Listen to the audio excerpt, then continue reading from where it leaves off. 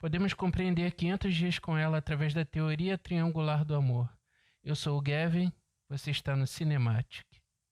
Tom, triângulo ideal, triângulo apaixonado. O triângulo idealizado por Tom é aquele onde apenas a paixão basta. Entretanto, contudo, todavia, ele ignorou o fato de que, na prática, ele cobraria compromisso. Triângulo real, triângulo do amor fugaz. O Tom estava apaixonado e queria compromisso, porém, não se aprofundou na intimidade de Summer. Summer, triângulo ideal, triângulo do amor romântico. Embora a Summer diga que não acredita em romance, aí entra o exemplo onde as mulheres dizem uma coisa, pensam outra e precisam de uma terceira que ela mesma não consegue concatenar que precisa. Porém, ela precisa. No decorrer do filme, você compreende que Summer buscava a intimidade e a paixão, porém sem compromisso.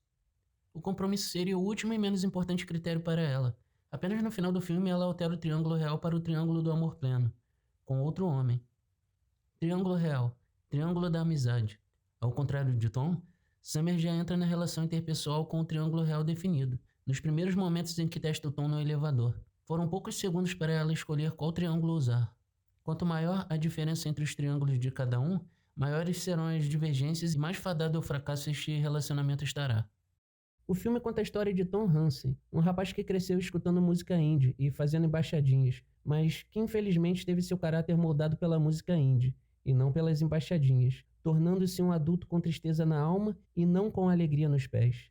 E com essa brilhante definição do Seijinho, o link do canal dele está aí embaixo para quem quiser assistir por outra ótica, inicio a análise de 500 dias com ela. Fato curioso é que esse filme estava mais para trás na lista de filmes que eu iria analisar. Mas eu assisti um review do Elegante, que também disponibiliza o link abaixo. Fiz um comentário tão inspirado que considerei reposicionar a preferência da minha lista de reviews. A escolha entre dois caminhos em uma estrada bifurcada, onde o homem se depara com o contraste entre os relacionamentos líquidos e a própria esperança de redirecionar a rota de outrem. Você pode ser o homem mais interessante do mundo, e até bonito, mas se você não é uma estrela pop, se você não tem o poder aquisitivo e status, lhe do engano achar que tem o poder para abrir a via transversal entre duas estradas e redirecionar os planos de vida e intenções de uma mulher. O mesmo vale para o contrário, embora observo que os homens são mais fracos e flexíveis, gados em sua maioria. Mulheres conseguem guardar no bolso, morreriam secas, mas não beberiam a água da cuia de um ex que ela fez questão de terminar. Neste caso, a concepção de vilão ou vilã é pessoal e subjetiva. Eu, no lugar do Tom, consideraria ela culpada. Eu, pela ótica de Summer, o consideraria culpado. No fim, concluímos que a alegria é egoísta, é cada um por si. Que vença o jogo aquele que for mais capaz ou dispor das melhores artimanhas. A projeção de Tom sobre Summer, na verdade, durou muito pouco tempo. A partir do momento em que Summer deixou claro que não queria relacionamentos e o Tom fingiu aceitar. Embora incomodado internamente, tudo que veio depois foi o Tom aceitando as migalhas emocionais para mantê-la sempre com ele, andando para cima e para baixo, pois isso para o Tom era o ideal da imagem do homem feliz e realizado perante a sociedade. Entenda, não devemos imputar toda a culpa a ele, se todavia a sociedade mesmo tenta te convencer disso. É o amigo gado que pensa que é alfa, mas se casa com uma baranga e tenta passar a ideia de que você é triste e ele é feliz e realizado. Um homem que se sente realizado com uma determinada mulher não tem olhos para outra. Tem amigas, mas não se esforça para estar o dia inteiro para cima e para baixo com as amigas. Não tem interesse de ficar com elas e a cada frase delas, o homem se dá conta de que escolheu bem a mulher que tem, pelo menos por um bom tempo, suficiente para ter valido os momentos, e terminam sendo amigos, cada um para o seu lado. Sabe essa conversa de macho alfa, macho beta? Considero relativo. Você não é alfa ou beta, você está alfa ou você está beta. No meio dessa divisão, estou em cima da nuvem por me identificar com os sigmas. Não tenho aquela dependência emocional ao ponto de sacrificar honra e orgulho, como os betas. Mas também não tenho a intenção de passar o rodo em todas, feito os ditos alfas, que encaram o que vem pela frente e passam a equivocada sensação para a sociedade de que estão tirando onda. É curioso o termo heterotop. Imagino que pseudotop é uma expressão mais adequada. Mulher inteligente foge desses caras. Só as de intelecto mediano e baixo ficam com eles.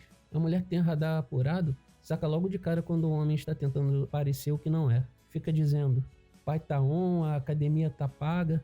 Na boa, vou exemplificar com um tipinho que era do meu curso na faculdade e usou bomba ninja de fumaça e sumiu logo no primeiro período. As meninas talvez o vissem como um alvo possível. O lado que elas não sabem é que ele disse para nós que malhava por causa de mulher.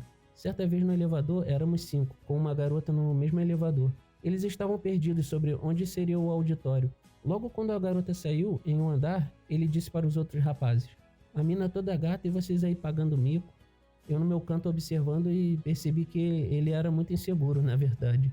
Ele forçava um mindset do qual ele não possuía naturalmente. Outros exemplos é que ele ficava sempre de antena ligada, observando a interação dos outros rapazes com outras moças. Ele ficava esperando alguma possível falha para olhar para o parceiro dele, o Yude bugado, olhando com um ar de que o outro estava fazendo algo errado, cometendo gafes. E eu que estou observando. Fazendo isso, na psique dele, ele automaticamente assumiria a posição de esperto. Mas na boa, mano, tu força muito a barra. Você é muito inseguro. Está subestimando algumas garotas. Sou bem seletivo, até porque eu não achei o meu cilindro no lixo. Entendo os MGTOWs, mas eles só não podem deixar isso se tornar uma guerra, igual as neofeministas fazem, e que é na verdade uma guerra que só existe na cabeça delas. Mas se eu digo que tenho esse ideal de família tradicional para um MGTOW inflamado, ao ponto dele ser misógino, ele vai pensar que sou gado. Não, meu filho, eu sou aquele que zomba dos gados. E se digo para uma feminista misândrica que o homem e a mulher são forças complementares, ela vai pensar que sou um cafajeste boêmio e machista. Na boa, vocês estão sendo manipulados.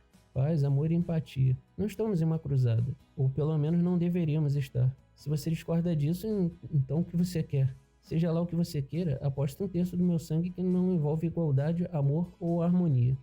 Equidade é assim, você tem uma corrida com homens e mulheres. O primeiro e o segundo lugar ficou com 2 homens, que além de possuírem força física, treinaram muito. O terceiro lugar ficou com uma mulher, dentre os 99 participantes de ambos os gêneros. Daí alegam que foi uma desvantagem, porque a mulher não tem potência de arranque, igual os homens. Então na próxima corrida, o comitê dá 50 metros de vantagem à frente para as mulheres. Desta vez, o bronze, a prata e o ouro ficou só com os homens. Não satisfeitos, na terceira corrida, dão 100 metros de vantagem. Resultado, uma mulher no ouro, outra na prata e um homem no bronze. Novamente alegam que a calibragem ainda não é justa e dão 200 metros de vantagens para as corredoras. Aí, meus caros, nunca mais se ouviu falar de um homem que venceu a corrida, porque é simplesmente humanamente impossível. Há mulheres que simplesmente se sentiriam subestimadas. E nos games, então, tem muita mulher dando um pau nos bocós e sem ajustes de equidade. Enfim, os ditos sigmas foram e são responsáveis pela perpetuação da sociedade e da família. Os betas são losers, com inaptidões sociais, que afugentam pessoas com a falta de amor próprio e excesso de sufocamento emocional, enquanto os alfas têm acesso a muitas b****s e vaginas, por conta de terem sido pré-aprovados. Daí as mulheres contraem clamídia e outras doenças, e ele também. Não pense que um sigma não fica com mulheres na balada ou em outros lugares sem querer algo sério. Às vezes não querem, só vão vendo no que vai dar, sem expectativas. E como já disse, são seletivos. Entre alfa e beta, o único que realmente tem valor é o sigma. Embora o Tom tenha falhado em abandonar o barco ao perceber a dissonância de interesses, Summer, por vezes, pulava nesse barco, pois na mente distante e totalmente desprendida dela, o Tom não estava em um conflito intenso que a apresentasse perigo. Ela não imaginava que a aproximação alimentaria progressivamente o interesse de Tom em iniciar um relacionamento sólido. E se ela percebeu num dia, no outro se esqueceu, na frieza comum dos psicopatas. Summer não possuía responsabilidade afetiva ao ponto de se distanciar de Tom, após mais de 2 sinais de incômodo dele quanto à inexistência de um relacionamento entre eles, e a mesma chamava de amigo. Ao invés disso, ela o cozinhou em banho-maria. A Rachel Hansen parece ser uma senhora de 45 anos no corpo de uma menina de 13, tal qual a Bisque de Hunter x Hunter. Não se enganem, ela parece uma garotinha, mas é uma mulher tarada que ficou manjando Hisoka, que assim como o personagem do Fausto Fante, seria o contraditório caso do palhaço sensual. Sou um palhaço sensual, pra minha nave espacial. Sou um palhaço sensual. Ela aconselha seu irmão mais velho e perdido. Só porque uma garota bonita gosta das mesmas porcarias bizarras que você, isso não a torna sua alma gêmea. Sábia, sábia. Você é sábia. Observando de forma superficial, Tom parece ser um rapaz que se apaixonou pela Summer e que é a vítima. Geralmente torcemos por aqueles que pleiteiam, enquanto que Summer parece ser apenas a vilã, desprendida de sentimentos e que nada busca, nada pleiteia com dedicação. Mas existe um fato que torna o Tom menos gado do que parece. Ele não a ama, nem nunca a amou. Ele se apaixonou pelo que idealizou dela. Ela para ele foi apenas um objeto ambulante que ele projetou o holograma do que julgou ser a mulher perfeita para ele. Com a quebra dessa projeção, o ego de Tom se inflamou. Embora ele pareça amar Summer, ele é narcisista e quem ele ama na verdade é ele mesmo.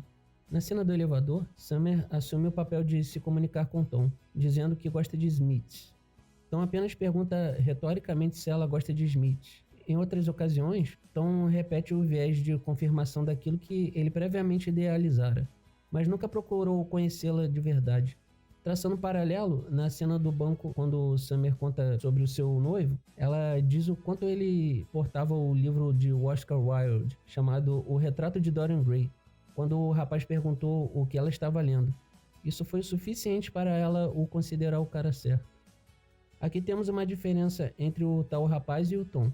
O outro rapaz quis conhecê-la, enquanto que o Tom apenas quis validar o próprio viés de confirmação. Aqui acontece um paradoxo que dá um glitch na cabeça de muito indie, e por isso o filme caiu nas graças de muito hipster que ouve artistas indies, que moram em uma casa indie e usa dinheiro indie, criptomoedas e tal, bebe cerveja artesanal, toca violino, tem formação erudita, usa coque e barba desenhada, e para eles quem gosta de artistas do mainstream, populares, é uma pessoa inferior. Nunca compreenderam um meio termo que Buda tanto pregava, e terminam procurando homens ou mulheres na internet que aceitem pegar a namorada progressista na frente dele, enquanto ele fica de voyeur. E qualquer casal conservador para eles são baunilha e retrógrados. É sério, sua desgraça. Se eu estiver na rua, se afaste, vá para longe, porque é bem provável que eu te dê uma pedrada. Mas voltando ao assunto, aqui temos um efeito de espelho infinito. Summer ditou o que para ela seria o critério para alguém ser perfeito, ou seja, ela estaria fazendo o mesmo que o Tom fez, idealizando alguém. Embora os critérios sejam diferentes, os efeitos podem ser nocivos. Vai saber se o homem que Summer idealizou não a decepcionaria futuramente. Ela idealizou que o certo para ela seria um homem sem projeções pré-concebidas dela, e que o oposto é um narcisista egoísta que não serve para ela. Mas esse sistema é passível de falhas. O filme não revela a personalidade dos pais divorciados de Summer, mas deixa entender que ela viu em Tom um modelo de comportamento do pai e, por consequência, imaginou que nunca daria certo. O que os dois possuem em comum é uma herança de crenças e idiosincrasias. O que a Summer fez com o Tom, outro faria com ela, ou não, e o que retorna ao looping que os colocam na condição de almas quebradas e egoístas, onde cada um espera do outro aquilo que atenda a seus conceitos pré-estabelecidos de ideal. O que é certo? O que é errado? Comenta aí embaixo. Essa foi a análise de 500 Dias com Ela. E assim, eu acho que é um filme que parece bestinha, mas você dá umas matutadas na sua cabeça, entendeu? Você sai com uma mensagem braba. Te muda de algum jeito, mesmo você não percebendo. Então... I'm Japanese. What's happening here? What's happening there? Nada. É muito bom ouvir você. As pessoas se divertem comigo. Pra caralho. Espero que tenham gostado do vídeo. Se inscrevam no canal, ativem o sininho. O like é opcional.